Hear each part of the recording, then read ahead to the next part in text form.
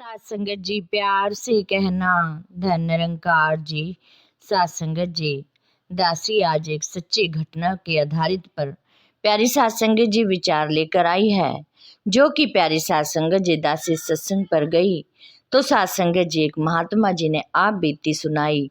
सात संगत जी आज आपके सामने दासी वही बात रखेगी कि सात संगत जी कैसे उन महात्मा जी ने कैसे संघर्ष किया और कैसे सात संगत जी उनके घर में दिखते आई। सात संगत जी ऐसे ही उन्होंने महात्मा जी ने बताया कि जब मैं प्यारी सात संगत जी यही कोई 14-15 साल का था तो सात संगत जी पिताजी ने ज्ञानवान थे और परिवार भी प्यारी सात संगत जी सारा ही ज्ञानवान था। लेकिन जब 15-16 साल की उम्र होती है, सात संगत जी बच्चे नादान होते हैं, पढ़ाई लिखाई में रहते हैं, तो सात संगत जी पिताजी की एक मार्केट के अंदर एक दुकान थी। सात संगत जी वो बहुत ही ईमानदारी के साथ अपनी दुकान का हिसाब किताब किया करते थे, जो कि प्यारी सात संगत जी तोलना भी बहुत ही अच्छा और सात संगत जी सारा हिसाब उनका ईमानदारी वाला, जो कि सात संगत जी एक गुरसिक्खा होता है। सात संगत जी ऐसे ही बहुत ही अच्छा गुजर कर रहे थे। सात संगत जी पहले तो वो कभी कभी प्यारी सात संगत जी 15 दिन में 20 दिन में सत्संग पर जाया करते थे। लेकिन सात संगत जी वो ही है कि जब इंसान कारोबार में घुस जाता है तो सारी ही चीज़ें छोड़ बैठता है। लेकिन सात संगत जी ये कमियां हैं हमारी, क्योंकि सात संगत जी चाहे हमारे पास कितनी ही माया क्यों ना आ जाए, कितना ही हमारा कारोबार क्यों ना बढ़ जाए, हमें सत्संग से मुख नहीं मोड़ना चाहिए। ऐसे ही प्यारी सात संगत जी उन महात्मा जी ने बताया कि पिताजी का यही हुआ कि सात संगत जी परिवार तो सत्संग पर जाता था, पिताजी जैसे जैसे एज से होते चले गए उनका जाना भी कम हो गया। सात संगत जी वो दुकान में घुस गए और उनकी दुकान में मोह माया घुस गई। जब दुनियावी चीजें साथ लग जाती हैं तो सात संगत जी सत्संग दूर हो जाता है, सिमरन हमसे दूर हो जाता है। ऐसा ही प्यारी सात संगत जी उन महात्मा जी के साथ हुआ। सात संगत जी एक दिन महात्मा जी बच्चे को कहने लगे कि बेटा अब मेरी उम्र होती चली जा रही है, अब आपने ही ये कारोबार दुकान संभालनी है, आप पढ़ाई लिखाई के बाद अपने वहाँ पर दुकान पर आ जाया करो ताकि मैं आपको सारा कुछ ठीक तरह से सिखा सकूं। प्यारी सात संगत जी जो भी उन्होंने किया, जैसे ही हर रोज बच्चा आता स्कूल से तो सात संगत जी वो भी अपने पिताजी के पास चला जाता। पिताजी के पास वहीं जाकर प्यारी सात संगत जी सारा कारोबार समझता, जैसे जैसे उनके पिताजी ने सिखाया सारा वही लाइन प्राप्त करता चला गया। सात संगत जी वो भी अपना बच्चा एक ईमानदार बच्चा बना। सात संगत जी बहुत समय बीतता चला गया। अब पिताजी जैसे जैसे बुजुर्ग होते चले गए, सात संगत जी उनका दुकान पर बैठना बड़ा मुश्किल हो गया। लेकिन सात संगत जी वो फिर भी अपनी जिद पर अटल थे। सात संगत जी उनका मोह माया दुकान के अंदर ही फंसी हुई थी। हर समय वो बच्चे को यही कहते कि बेटा मैं आऊँगा ज़रूर, भले ही मैं एक कोने पर बैठ जाऊँ। प्यारी सात संगत जी बेटा बहुत लायक था, जो कि प्यारी सात संगत जी वो संत महात्मा ही बने आगे जाकर। सात संगत जी बेटा बहुत ज़्यादा लायक था और कहने लगा नहीं पिताजी, मैं भी दुकान पर रहता हूँ, अब मैं बड़ा हो गया हूँ, अब मैं संभाल सकता हूँ, आप अब घर पर रेस्ट करो, आप अपना भजन सिमरन में ध्यान दो। प्यारे सात संगत जी कहने लगे कि नहीं, मैंने नाम दान तो लिया हुआ ही है, मैंने ज्ञान लिया हुआ है, तो मेरे अंदर भी ज्ञान प्राप्त है, मुझे कोई ज़रूरत नहीं है, क्योंकि मैंने ज्ञान को अपने अंदर धारण किया हुआ है। प्यारी सात संगत जी, लेकिन एक ज्ञान लेकर यदि हम घर बैठ जाते हैं, उसका यह मतलब तो नहीं कि हम अपने सारे कर्म संभाल सकते हैं, क्योंकि सात संगत जी यदि हम ज्ञान लेकर उस पर चलेंगे नहीं, सेवा सिमरन सत्संग के साथ नहीं जुड़ेंगे, तो प्यारी सात संगत जी वो हमारा मन भी कभी ना कभी वो मैला होता ही चला जाता है। प्यारी सात संगत जी बेटा बहुत समझदार, वो बार बार कहता कि पापा पिताजी आप घर रहो, पिताजी आप घर रहो। प्यारे सत्संग जी, परिवार वाले भी, घर वाले भी यही कहते कि अब आपकी एज ज़्यादा हो चुकी है, अब आप घर पर ही विश्राम किया करो, भजन सिमरन में बैठा करो, अपना सिमरन हर समय करो, आपने क्या करना है। लेकिन सत्संग जी, जब जैसे जैसे एक दिन दुकान पर महात्मा जी की बहुत ज़्यादा तबीयत खराब हो गई, तो प्यारी सत्संग जी, उन्होंने बच्चे ने घर पर फोन किया कि पिताजी तो नहीं मान रहे, लेकिन पिताजी की तबीयत ज़्यादा खराब हो रही है, हालत बिगड़ती चली जा रही है, मम्मी जी आप आओ और इनको लेकर जाओ। प्यारी सत्संगत जी महात्मा जी को घर ले गए। सत्संगत जी कुछ समय बाद ही, 15 दिन बाद, 20 दिन बीते तो उनकी तबीयत ठीक होने की बजाय सत्संगत जी खराब होती चली गई।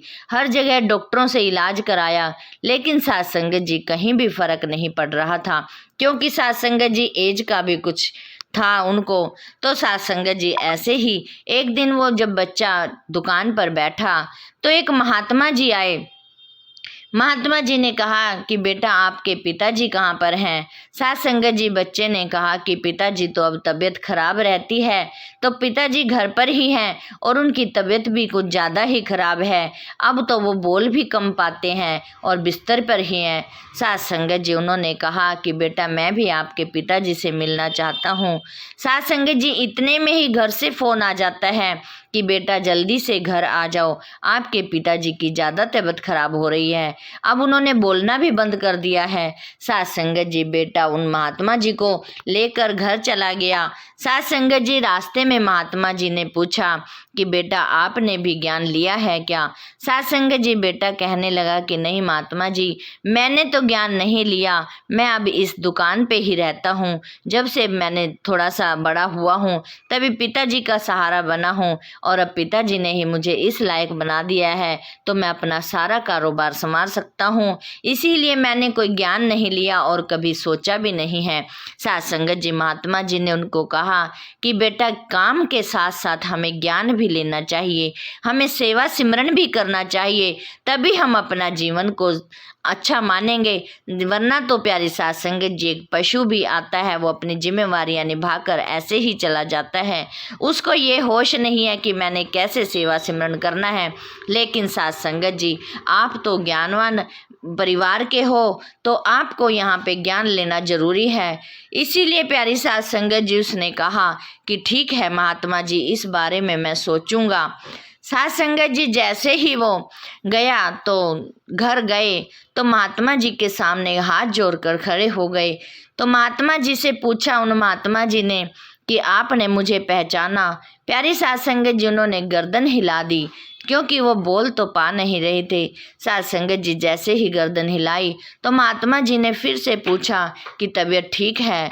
तो सत्संगत जी, महात्मा जी ने कहा, इशारा किया कि नहीं तबीयत ठीक नहीं है। सत्संगत जी, सारी ही उनकी बातें जो भी हुई इशारों से ही हुई। सत्संगत जी, महात्मा जी ने जब कहा कि मेरी तबीयत ठीक नहीं है, दूसरे महात्मा जी ने उनको आशीर्वाद दिया कि कोई बात नहीं महात्मा जी, आप यहाँ पर सेवा सिमरन पर जोर दो, आप सिमरन करो, सतगुरु को याद करो, पार उतारा उन्होंने ही करना है। प्यारी सत्संगत जी, तब उन्होंने सिर हिला दिया। सत्संगत जी, महात्मा जी ने उनको चरणामत दिया। चरणामत जैसे ही दिया तो प्यारी सत्संगत जी, फिर महात्मा जी ने उनको कहा कि बोलो तू ही निरंकार। सत्संगत जी, उन्होंने साथ में एकदम बोल दिया कि तू ही निरंकार। सत्संगत जी, चरणामत की कृपा है, चरणामत की ताकत है प्यारी सत्संगत जी। और प्यारी सत्संगत जी, फिर बेटे को कहा, महात्मा जी इतने वहाँ से चले गए। प्यारी सत्संगत जी, थोड़ा थोड़ा उन्होंने बोलना शुरू कर दिया। महात्मा जी को कहा, महात्मा जी ने प्यारी सत्संगत जी बच्चे को पास बुलाया और कहा कि बेटा मैंने तुझे सारा नाप तोल तो सिखा दिया, दुकान कारोबार तो चलाना सिखा दिया, लेकिन एक शिक्षा नहीं दी कि सिमरन भी जरूरी है, ज्ञान लेना भी जरूरी है। सत्संगत जी, उन्होंने कहा कि मैंने तो अपना जीवन बिता दिया और अब जो मेरे जो आपके जो सामने अभी आए थे वो मेरे सतगुरु ही आए थे, क्योंकि साथ संगत जी मैं सत्संग में नहीं गया, लेकिन मेरे मन में जरूर ज्ञान पक्का निश्चित किया हुआ था कि साथ संगत जी, और ज्ञान के भरोसे ही उन्होंने अपनी ईमानदारी से दुकान चला रखी थी प्यारी साथ संगत जी। और वो किसी से ऊंचा नहीं बोलते थे, हमेशा बहुत ही नरम भाव से बोलते थे प्यारी साथ संगत जी। उन्होंने ज्ञान को अपने मन के अंदर धारण किया हुआ था साथ संगत जी। पिताजी ने बच्चे को यही शिक्षा दी कि आपने ज्ञान लेना है और सेवा सिमरन सत्संग भी करना है, जिससे कि मैंने नहीं किया वो आपने जरूर करना है। वचन दिया प्यारी साथ संगत जी। बच्चे ने वचन किया कि पिताजी ठीक है, मैं जरूर ज्ञान लूँगा और सेवा सिमरन सत्संग भी करूँगा। प्यारी साथ संगत जी जैसे ही वचन लिया तो पिताजी ने आंखें मूंद ली। प्यारी साथ संगत जी यही एक हमारा कर्म है जो कि प्यारी साथ संगत जी हम सेवा सिमरन सत्संग के से ही अपना ठीक कर सकते हैं। इसीलिए प्यारी साथ संगत जी कहा भी है कि जो भी हमें सेवा सिमरन सत्संग मिला है, ज्ञान मिला है, हमें इसके ऊपर चलकर हमें अपना जीवन संवारना है। यही प्यारी साथ संगत जी एक सच्ची घटना थी जो कि प्यारी साथ संगत जी महात्मा जी ने सत्संग पर सुनाई। साथ संगत जी दासी को भी विश्वास आ जाए, सेवा सिमरन सत्संग करना आ जाए, ताकि साथ संगत जी दासी भी अपने अंतिम श्वास तक यही सिमरन के सहारे ही अपना जीवन व्यतीत कर पाए। साथ संगत जी दासी इन्हीं वचनों से क्षमा चाहेगी। साथ संगत जी दासी के पेज को सब्सक्राइब भी जरूर करना, लाइक भी जरूर करना साथ संगत जी, ताकि दासी आप जी तक अपनी आवाज़ पहुंचाती रहे और आप जी का आशीर्वाद लेती रहे। साथ संगत जी प्यार से कहना, धन निरंकार जी।